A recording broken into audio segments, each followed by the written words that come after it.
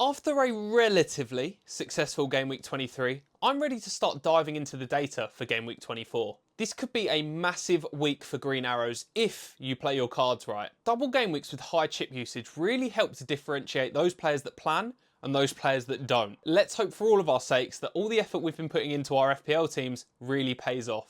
My name is Jim and welcome back to another FPL video on my YouTube channel. In this one, we're going to cover some of my early thoughts ahead of Game Week 24. I'm looking to cover some of the big topics in the FPL community right now, such as Pickford or Alisson.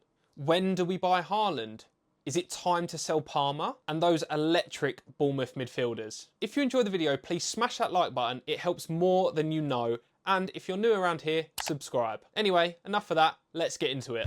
Okay, so let's start off with Pickford versus Alisson. And who should you pick for your team? Pickford is obviously a much cheaper asset and is more reliable in terms of injuries. Obviously, Pickford is in a much worse team, so he does get to make a lot more saves, which does tally up over the season, which is probably why Pickford is one of the highest performing keepers year in, year out. I suppose one of the big risks with Alisson is that he always seems to pick up these injuries every single year. He's already had one this season, and I don't know how long he'll go without picking up another one. But I could just be being petty because myself and many other people bought him in game week 6 or 7 just before he got injured, all for it to be announced the day before the game. Just another indication to not make early transfers. Another thing we have to look at is the double game week assets. So Gakpo is looking more and more essential, and most people already own Salah and Trent. If that's the case, then I feel like Gakpo is a better option to Alisson. And if you're looking at it from an Everton perspective, the only Everton asset I personally want in my team probably is Pickford. I potentially wouldn't mind a Tarkowski or an Njai, but I don't think either of those are as essential. And Pickford feels like a longer term hold. Both teams have some nice fixtures over the next 3 weeks or so I don't think that's a factor that really helps to decide right now. I suppose the only benefit in Everton's favour, or more specifically Pickford, is the fact that they've got 2 home fixtures in their next 3. So if we're looking at data specifically, Alisson's expected points are only slightly higher than Pickford's. Now, we know it probably won't play out like that, as expected points isn't always like for like. Chances are, over the next 6 weeks or so, Alisson is going to get more clean sheets than Pickford will. But Pickford will probably pick up more save points, more bonus points. And as I said before, he loves to save a penalty every now and then, so you never know how many points he's going to get one week. As a manager that is going to have the option of either player going into the next game week, my personal preference, as it stands, is going to be to bring in Pickford. That allows me to have Gakpo, Salah and Trent. And I would recommend that trio to most people right now. So let's go down completely the other end of the pitch and let's take a look at when to buy Erling Haaland. He's back. Erling Haaland is back, and I don't think there's any question about it. He has 6 returns in his last 5 games. I think one of the big issues for Haaland this season has been his isolation up front. We know he's not a striker that's made or designed for build-up play.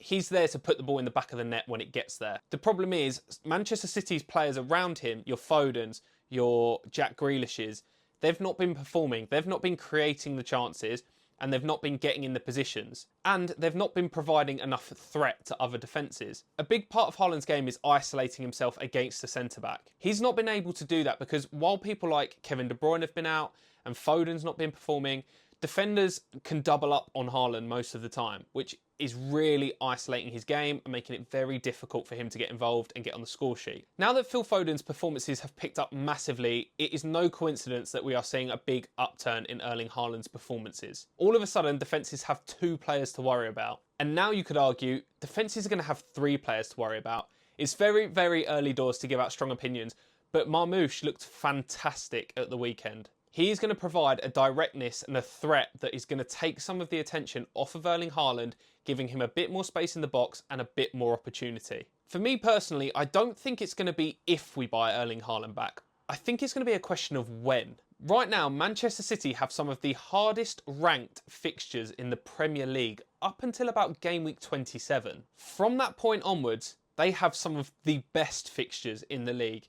You could argue that they don't have a difficult fixture for a typical Manchester City team for the rest of the season. It's extremely convenient timing for Erling Haaland to come back into form now that some of the other premiums such as Palmer, you could argue Salah and maybe Isak aren't performing to the same levels as they were a few weeks ago.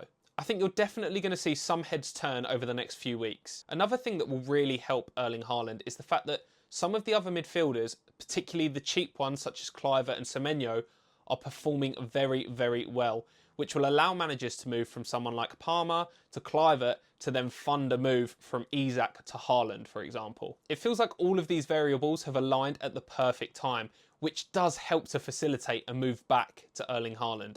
But I'll be honest, I do think most people will bring him in game week 30 when they use their wildcard anyway.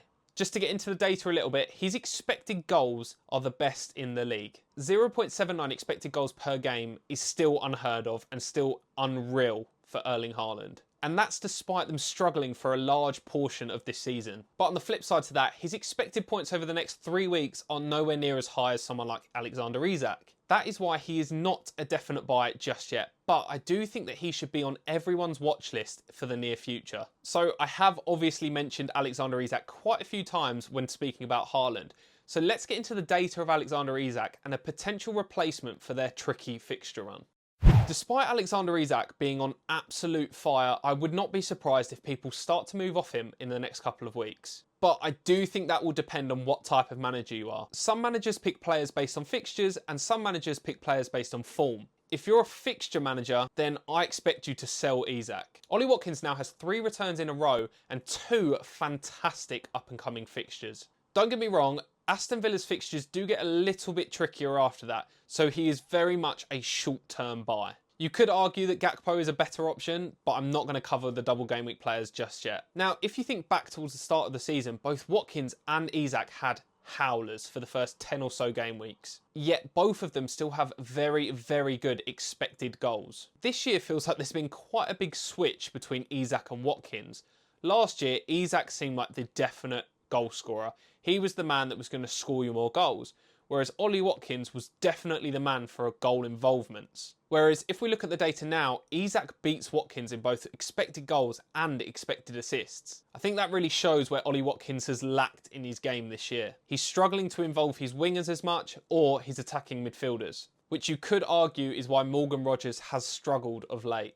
We also can't forget that Alexander Isak is a bonus point magnet. If he has a semi-decent game, he's picking up a few bonus points, similar to Saliba last season. Again, looking at the expected points, Alexander Isak is dominant in that area.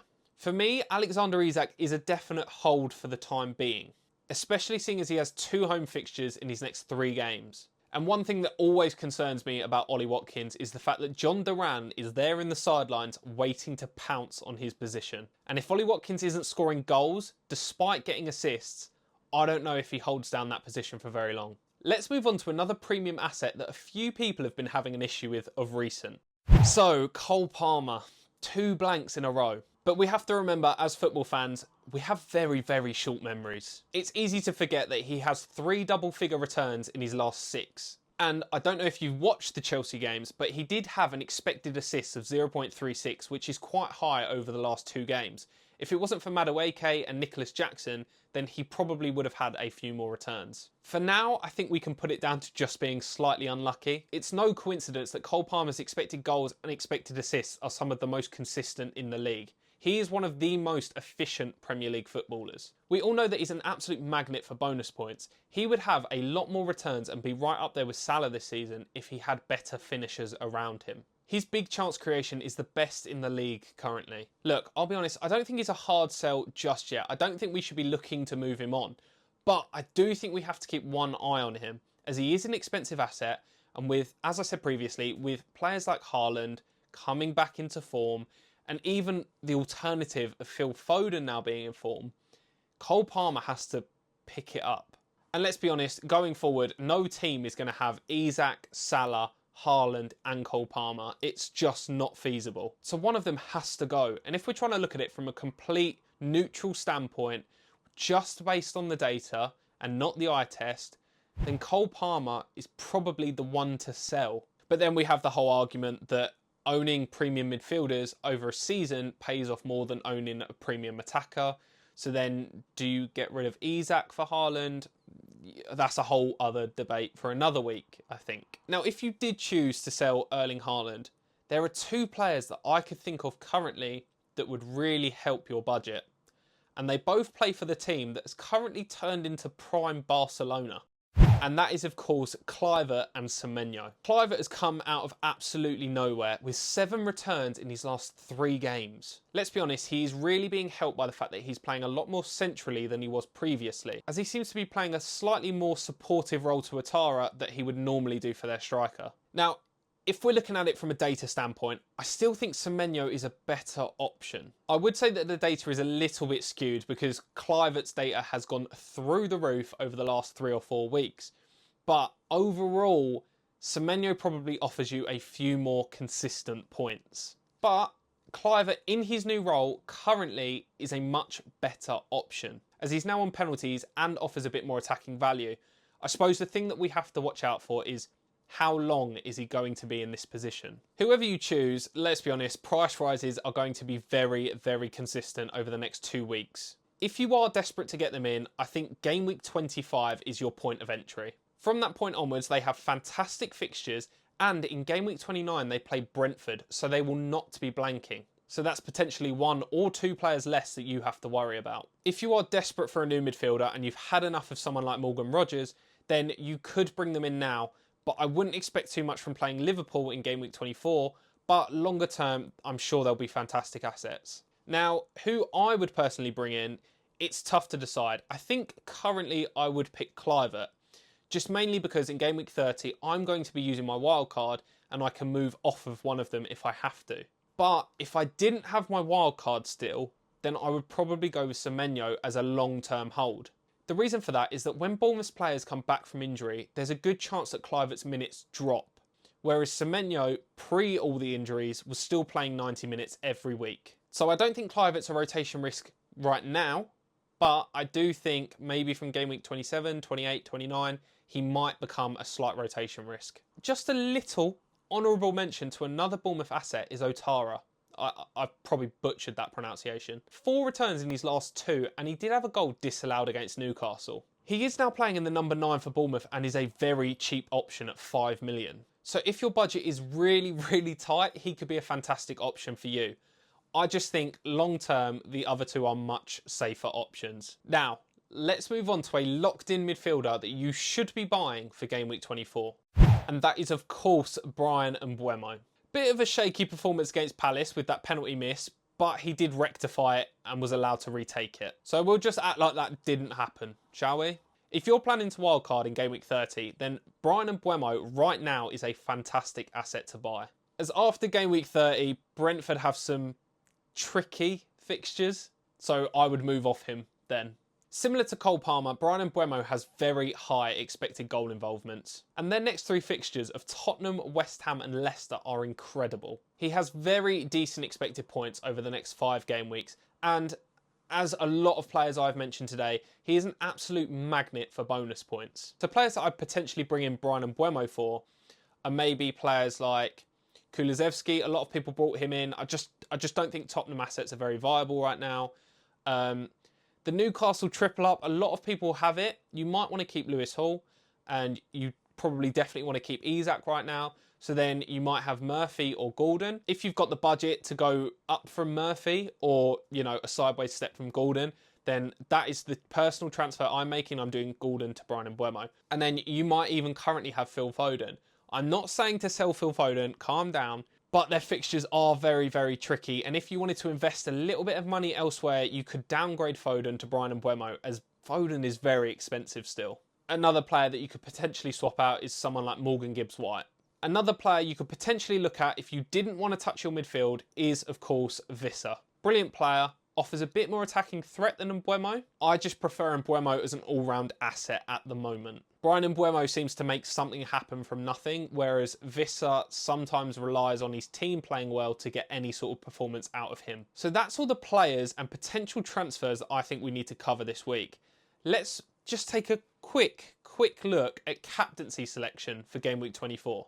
Yes, I know, it's crazy. Most people are going to captain Mohamed Salah, of course. In fact, most people are probably going to triple captain Mo Salah, myself included. And then if I was to have a second or third choice, it would be Gakpo and then maybe Trent Alexander-Arnold. Salah's expected points is 14.8, Gakpo's expected points are 9.6, and Trent's expected points are 9.5. So all are very good options going into game week 24, where they obviously play twice. However, I know that some of you, probably I know that you're psychos because you've got this far in the video, but you're sat there crossing your fingers that he blanks, and you're going to bet against Mohamed Salah, aren't you? I think there's going to be a deceptively high amount of people that don't captain Mohamed Salah. So, if I wasn't going to captain Mohamed Salah and I was going to bet against the Egyptian over the double game week, then I hate to say it because he's let me down twice, but I do think that Cole Palmer is probably the best fourth option. He has great expected points and a very nice fixture against West Ham. Now, I'm not telling you to captain him. That would be crazy. I would still captain a Liverpool asset. But I know that some of you very much like your differentials, so there's one from me. And that is everything. That is me covering everything that's going through my head at the moment going into game week 24. Thank you all for watching. Before you go, 75 likes is my target for this week. We didn't hit it last week, so make sure you smash that like button, subscribe if you're new around here, and I will see you later.